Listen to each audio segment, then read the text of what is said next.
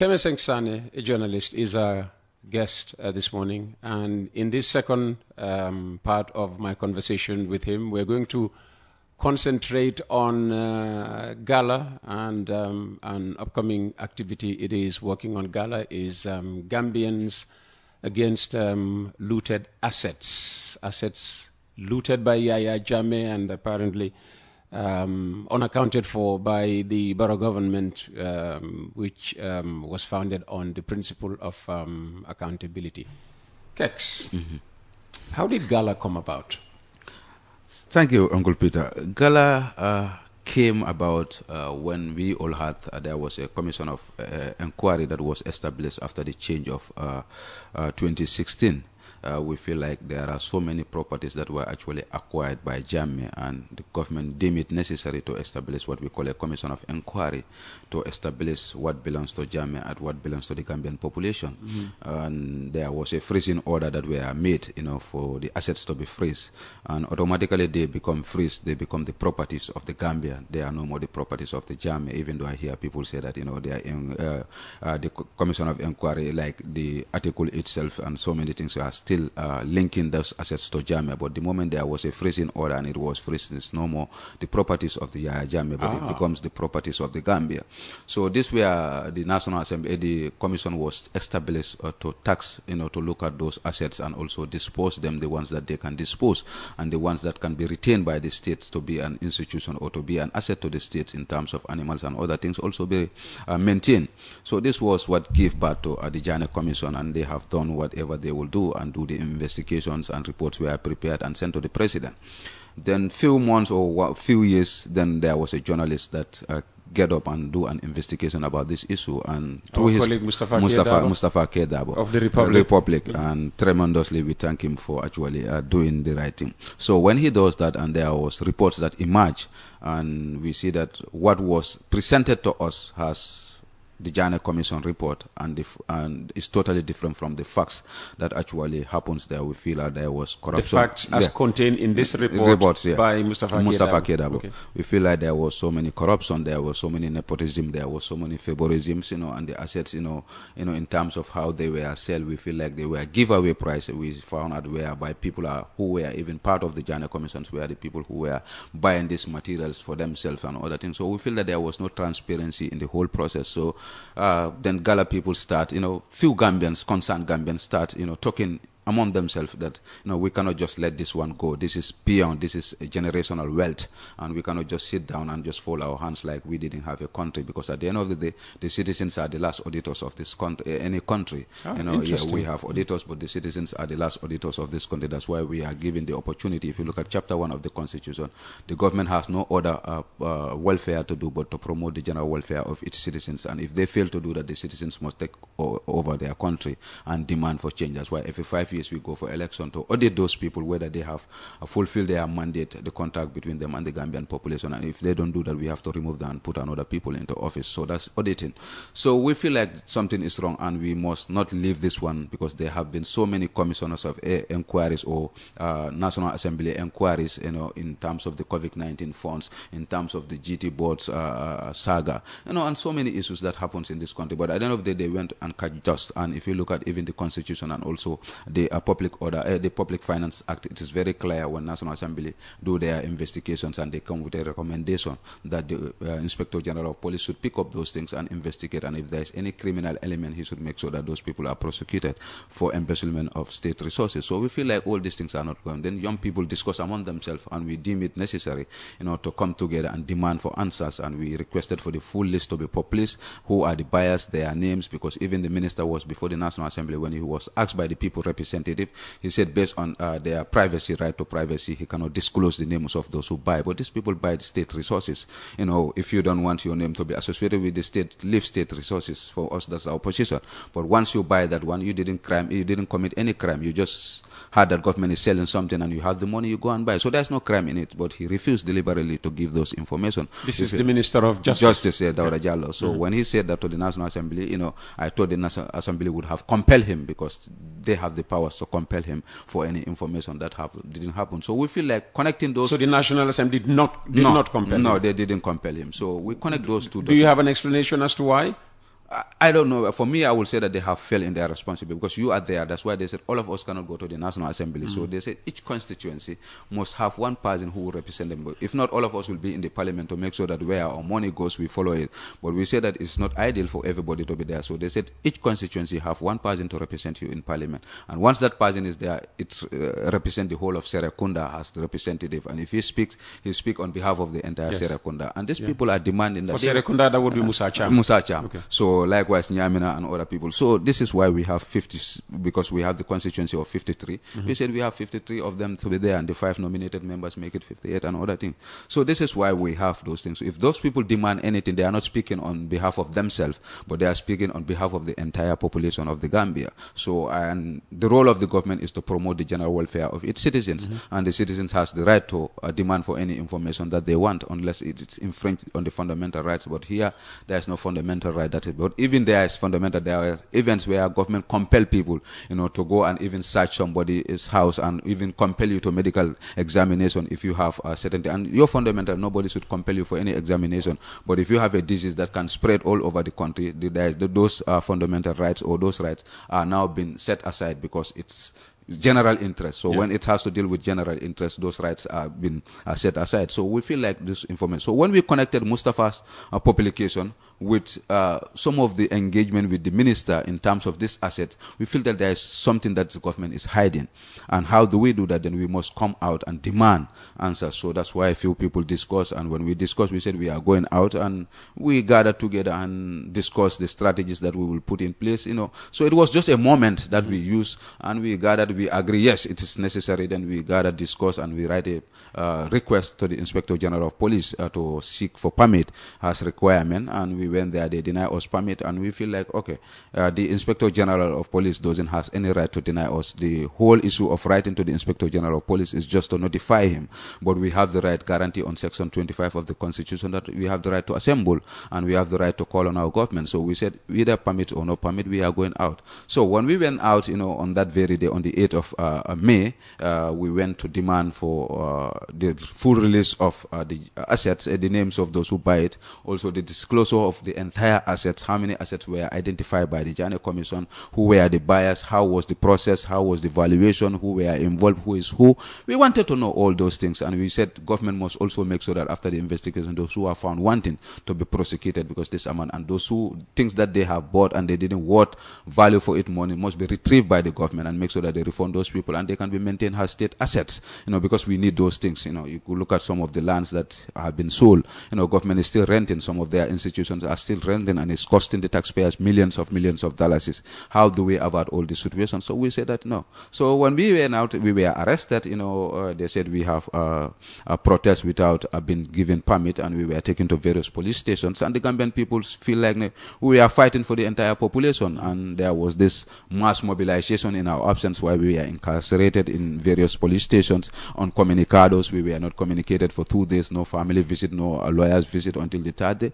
So all these things that we see, Gambians were out, in the street demanding our release, and unfortunately government subdued to the demands of the Gambian population. So we said, okay, now this is the moment that we have built. Now we need to move from a moment to a movement, whereby we'll make sure that this trend continues. We might be the ones who started it, but we might not be here next 10, 20 years to go. But if we build an institution, this will be here forever. Generations that are coming, we make sure, because we owe it to our next generation that are coming, to make sure that we have a Gambia that is corrupt-free, because for far too long, corruption has melted this country, and this is why we cannot, monies that are going into individuals' pocket is more than the money that is going into the state coffers. And we have seen creation of so many accounts, and even those accounts that are not accepted by our rules and regulation in this country, that every revenue of the state must be in the consolidated revenue of the state. But we have seen special accounts created where monies of the state have been there. We don't know who is, and the accountant general should be the custodians of every government account, but these are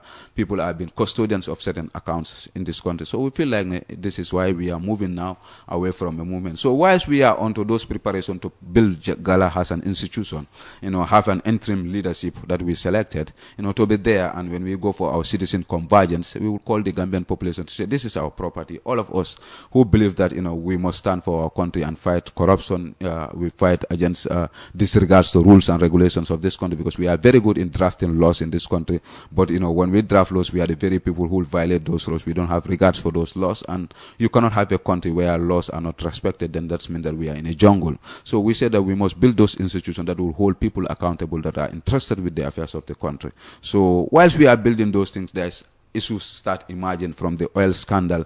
That was the Russian oil that came into this country. The whole amount of the oil was sold in this country. No tax was paid to GRA. Nothing was done. The procedures of even giving those people the legal standing for them to come and operate in this country from GPPA, requirements were not met. Even the bank, central bank, went and created account, allow those people to open an account, deposit the money that they sell those oils, and they just take away all the money without paying a single budget, and few individuals just pocket some amounts of money, and they left this country. We said this is wrong. So National Assembly do the investigation, and they came with recommendations that 2 ministers were found wanting for actually not doing the right thing, where police will do their investigation, and the police will say that stop the investigation because the person has been allegedly corrupt, to make sure that those things. So where ministers give orders, or provide documents that were not actually in line with the procedures that this were approved by the parliament, so that those people will deposit their fuel here and sell it in our depot, where we found Mandirarin depot that is meant for all these oil enterprises to store their oil there, was given to only one people, just those Russian people, to store their oil there so that they will sell it and they go. So, and which is a state where Oil and other companies, all this oil business should store there. They have their boats waiting. They cannot even depot in Mandirarin, which is a state resource, giving it to somebody who doesn't even have the legal requirements. So we said, okay, when we look at the reports and find out, we say, okay, there is a report. There's no National Assembly. The committee has prepared the report, but the report must be adopted for it to become a legal instrument. So let's wait until it is adopted by the parliament. So the parliament now finally adopted it, and they came with recommendation. We said, okay, this recommendation, if you allow it like this, these are state ministers. They might not act on it. Let's demand and say that the people, these people must act on those recommendations. And failure to do that, we'll give them period of time. We'll have a national protest whereby we will not go home until those recommendations are accepted. But for now, let's write to them that these are our demands. So that's how we came together to look at some of the pending issues that were happening from the COVID-19 fund. We know that there were huge amount of money that was pumped into this country during the COVID-19 time. But after that, there was an investigation by the parliamentary in terms of how the funds were utilized, whether they were utilized to the benefits of the Gambian population. We found out that the recommendation of the National Assembly report shows that there were so many mismanagement of public funds. So we said, okay, let's put all these things together now, because if you want to protest like every corruption in this country, every day we'll protest, because every day protests happen. So let's put everything together. So we look at some of the issues. We look at the GFA, the millions that have been pumped by CAF, GFA in terms of development of sports. Even in the sports. Yeah, absolutely. We said, okay, let's bring everything. And once we bring everything, we protest. Now, those who are interested in sport will now follow up from where we stopped. Those who are interested in health sectors will look at the activities on the health sectors. So Gala will be the umbrella body that will look at other issues. So that's why we started. We look at the GFA, and we said we're going to protest against those. And we look at the GT board's finding in terms of the ecologists that has to be built here. There was a petition before the National Assembly that the whole procurement authority and even the bidding process and everything was done wrongly, and the minister was invited, and the National Assembly concluded that there were corruptions and there was no disregard of all the financial requirements, and also even the bidding process and everything was done wrongly. We said, okay, let's just pick up all this. And so we gather all those corrupt issues here, and we write to the Inspector General of Police that we want to protest on the 22nd July for the demand for an answer from the government. So this is how we came with the protest that we are planning, but unfortunately now it's, instead of 22nd July, it is 23rd July. Okay, yeah. So it's going to happen on the 23rd, not on the 22nd? Yes, because when we write the application, we were invited by the police authority to sit down with them, and as an institution, so we sit out of respect. We had discussions in regards to how do we intend to do our protest, and we give them what was the necessity for us to do this, and they also give us their security intelligence in terms of July 22nd being a Black Day in this country when Jammeh took over on the 22nd July. So they said it's not in the good history of this country, and also, people can use that as an opportunity because Jammeh is everywhere sending audios. Jammeh is sending in audios. In the sense of audios. Sending audios, and mobilizing people to go to the banter bars and other things. So people might use this opportunity, True. to be part of us whilst their intention is totally different from our intention. So we look at us, we are not confronting government. We want us to have at least amicable solution for our country. And I think all of them want a Gambia where all of us can beat our chest and say, this is our country. So when we discuss and they give us their reason as matured people and we know that we are not in a war with them, we said, okay, we will give you this one and we can accept this one for you because sensibly what you give, is something that can be understandable. Absolutely. So that's why it is moved to the 23rd. I wouldn't want anything, that would, give the 22nd of July any relevance, anymore. Absolutely. What are the conditions of the permit? I mean, I suppose the police will not just give you, an unconditional permission to go there and do whatever you want to do. What are the conditions? Yeah, the conditions are generally, after the discussion, they also want us to have the protest for 1 hour, which we disagree. We said we are not going to have it for 1 hour. 1 hour? Yeah, so we disagree until we agree on 3 hours. They also want us to go to Kamalo at that bush end there to do our protest there. We said, no, we are not hiding anywhere. We are not going to the bush to protest. We are protested in the middle of the Gambia, so we agree that we're going to hold it at Westfield. So they said we cannot use the highway. We disagree. We said we are using the highway. They said ambulance are coming, from Brikama taking transport. We said yes, but we are starting from Iceman and walking up to Westfield, then take a U-turn to the church end, then go to the monument and give our speech and other things. So there was disagreement, but we end up agreeing that yes, that's where we will hold it. So we are starting the march from Iceman, then walking towards Westfield, then take a roundabout at the U-turn, then going to the church and to the other road. So the police try to take the protest away from public view as much as they can. They can, but we stood on our ground. We disagree in that we are going to hold it at Westfield, and that's where we identify and we are not moving. So we discuss until they agree. So that's how so they put conditions that they give us appeal. They put conditions there. We must abide by the rules and the regulation that we should not use any foul language or abusive language, which we are very responsible people that we will not do because that's not what was the intention for us. Yeah, but in this country, what is foul language? It depends on who is. To some people, if you say silly, silly is a foul language. It's a foul word for them. Absolutely. It's not for me.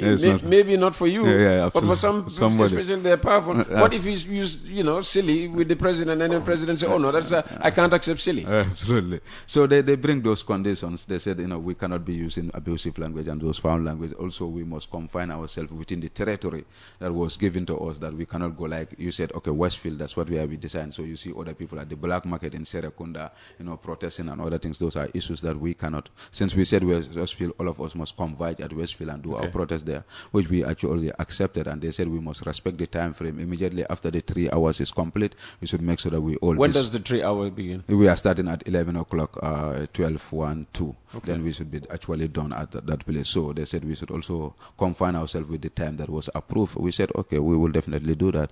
And we hand over our petition to the people and we dispatch peacefully. We said we will definitely do that. So these are a few things that they said. In an event we violated, people who were scream or the leadership will be called for questioning and ask them why. And if there's any necessary step, we say we will confine ourselves within the parameters of the permits that you have given us. Yeah. So apart from marching from Iceman to the monument and handing over your protest, is it going to be one protest or several protests? Yeah, we are writing to all the institutions that are affected. Like we will send our demands to the GFF, like the ones that is affecting the sport department, the ones that is affecting the Ministry of Health in terms of the COVID fund. We will also make sure that we put it there. There's another one that will be sent to the general. That's the general legal advisor of the president. That's the Ministry of Justice. So there will be that will contain all the demands that we want. And since he is the legal advisor of the government, he will advise the government in terms of what is our demand, and we will have a time frame to. It's not just going to be a demand and just everybody go and sleep. Now we want to demand and give a time frame that they must act on all those things, and failure to act on those things, we might request for another permit. And this time around, it's going to be a nationwide protest. It's not just going to be confined within the Greater Banjul area, because Gala 2 is now trying to decentralize the whole Gala itself. We have our regional coordinators in the whole regions. We had a meeting with all the coordinators in all the 7 regions in this country to make sure that this is a property of the Gambia. We might started it, but we want every Gambians to see themselves, and even President Barrow, if he feels feels that he's against corruption, he's invited to be a member of Gala so that we all fight against corruption, because it's melting this country and it's definitely killing the country, and the future generation cannot inherit the Gambia that we have inherited. And this is why we emerge as young people to make sure that we put the country on a sound footing, so that the next generation will come, will beat their chest and say that I am from the Gambia and I'm proud of the Gambia. And if President Barrow wanted to become a member of Gala, how, what would he be required to do? Write an application? Or just make a public declaration? Yeah, just publicly say that I'm interested in Gala, what they are fighting for. I feel that this is our collective fight. And, according to his statement, when he addressed the nation, he said that he will make sure that those who are found wanting, corruption, he's fighting against corruption. And that's what Gala stands for. So I believe that President Barrow is a member of Gala. So let him just announce that he's part of us. And if it is necessary, let him come and join us. Because we have seen it in other parts. It's only in the Gambia here where ministers will hold themselves. But I have seen in other parts of the world where issues that are affecting the city, you will see a state minister will come and join them. I said, this issue is affecting me. I'm part of you people, and you come and join you people. But here, as far as you as the state, they feel like protest is another thing. How do we perceive protest? But it's not. It's just to tell people that this is your responsibility, and you are feeling we are protesting to alarm you that this is what you should do. And when the police say, they will provide security, I mean, do you believe the police are there for your own security or to control the protest? Yeah, normally that's what we said, but the language or the drafters of the Constitution, when they drafted this, they said when you write a permit, you are notifying the police so that the police will be there to provide security for them. The drafters of the Constitution were clear in their mind in terms of what should be done, and that is to provide security for us so that there will be because sometimes you might protest and there are people that you are protesting against, might feel let's counter protest these people, so they might come and try to create problems so that they will use those things. So the police are there to make sure that they safeguard us, because they have already given us a legal document that says that we have the right to go and protest. And once that is done, we are under their control between that period to make sure that our safety and everything and our protest is done. That's how it should be done. But, because of the quasi nature of our security apparatus in this country, and I think we have to move away from those things. That's why I always tell people that even this police force, is more of a coercive language to say force. When you said we could say a police service, that you are there to render service to the citizens, but not a force on the citizens. All these things, nomenclatures has to change, for them to see themselves that they are here to protect the lives and the properties of the Gambian people. But because of the coercive nature of our securities, when there is crowd issues, like they come more with force rather than to render service to the citizens and make sure that their lives and properties are safe. But we believe that they should do the right thing, and what they are required to do is to come there and make sure that we are safe and we do our protests in peaceful manner, to protect us rather than just to be there to look at whether we will do certain things and they use that opportunity to crumb on us. At the end of the day, we are all citizens in this country, and we might be protesting for those on the uniform because there are so many things that are happening. If those monies that are going into individual pocket, if they are channeled into the right, maybe their salaries and other service will be rendered to them. But why they are not? Because it's going to individual pockets. And in 2 minutes, just to remind people about the importance of this upcoming protest march and a call to action, perhaps, from you. Yeah, absolutely. That's why we came with an idea to set the Gambian population. This is not only about Gala, as you can see. This is affecting our whole. This is our collective issue. That the country is actually, there are monies, you pay tax, you didn't just pay tax for few individuals to go and put the money in their pocket. You pay tax so that it will come back in a form of a service to you people, and this is what is not happening. That's why when you go to our health centers, majority of the medicines that will be prescribed to you, you end up buying them in the pharmacy, in a private clinic, rather than government providing those medicines for you. And you are not just paying your tax, to go back and go and pay these people. You see patients that you will know that they will go to the hospital and they need overseas treatment, but they cannot afford to have those things because it's not available in our country. So they go and wait for their time when God times will come and call for them, because they cannot afford to go even Senegal here for an overseas treatment. And this is why you have a government. This is why you pay your tax to government to provide those services for you. And any government that fails to provide the service for their citizens is not fit to govern. This is the whole issue. So if you cannot do certain things, we say that this is a call to make sure that we put an end to those things, so that young people can go to school and have an enable environment where books and materials will be available for the students to learn. Young people that are coming from our school system, job employment will be created for them. But you look at our public enterprises that are designed to create employment and pay dividend to government are even now collapsing. They are even going to the government to bail them out. Because I could remember I was in Parliament when one of the public enterprises came to the Parliament and seeking for the Parliament to government to approve so that government will take some money to bail them out. And these are institutions that are designed, to create... Would that be Gamcel? Yeah, that would, NAWEC was part of it. Gamcel was part of it. They came to the National Assembly that they are almost collapsing, verge of collapsing, and this is a state institution. NAWEC has to be given money all the time. All the time. Otherwise, but these people, we are paying cash power, we are paying service to them. So these people should be paying dividend to government. Absolutely. Creating employment. But, that's not the reality in this country. NAWEC is almost, Gamtel is almost on privatization. They are trying to privatize NAWEC. These are state institutions. Why can't we have this institution running, creating employment for them? But because of things that were happening, we say that's why we said every Gambian population, what we are fighting for, it's our collective interest. What we are fighting for is affect every part of, because these are the people that determine the type of health system we have, the type of education system we have, the type of any type of system, even agricultural system. But look at it, what is happening in our agricultural sector. People will buy, they will do their farming, and at the end of the day, their crops cannot be sold. They will take them on credit basis. Up to now, you go to my end in Nyamina, people are still waiting for their groundnut that they have sell, for them to have the money. Still waiting for money from groundnuts and other issues. So these are issues that are affecting our country. Or you give them, you said, okay, you need to, there's a service that you go, you will be paid based on this service. These people don't even have a mobile phone. You tell them that, okay, your money will be paid to an app because you wanted to partner with other things. They go there, they don't even know how the app is used, because one guy told me, he said that I went there on 3 occasions, I cannot be paid, and I pay fare from Nyamina to Jarasoma to go and have those money. And you are not refunding those money to those people because we didn't have the policies, we didn't put on all those things in place. So that's why we are calling on the Gambian population to come out. This demand or this fight is not just for Gala or the members of Gala, it's for the entire population. Being a teacher, being a police officer, we want to end corruption, whereby national resources will go into the consolidated revenue of the state rather than individual pockets, so that it comes back to us in a form of a service, so that we have a good educational system, we have good health system, and other issues. So we are calling on the entire population to come out and show solidarity and speak through to government, and speak to government to say that is enough for these things. Fantastic. Kex, thanks for coming. And that's Keme Sengsane, aka Kex, bringing to an end this edition of Coffee Time with Peter Gomez. Jar Oil. The company have filling stations across the country, and our rates are relatively cheaper than anyone else across the country. Jar Oil is the biggest producer and distributor of cement in the country with the most competitive prices in the market.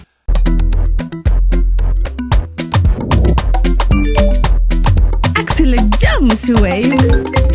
Yo, Abla, yo, luta do dede. Luta mo nulo jël moto nga andil ma xaalis. Hello? Busel mu fay.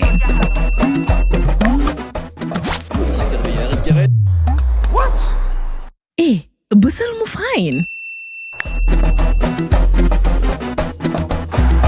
Oh, yes! Wave Axina Gambia. Deposit and withdraw money, pay bills and buy mobile credit without fees. Transfer money wherever in the country for only 1% fee. Ak Wave. Busel mu fine. Wave. Your money is yours.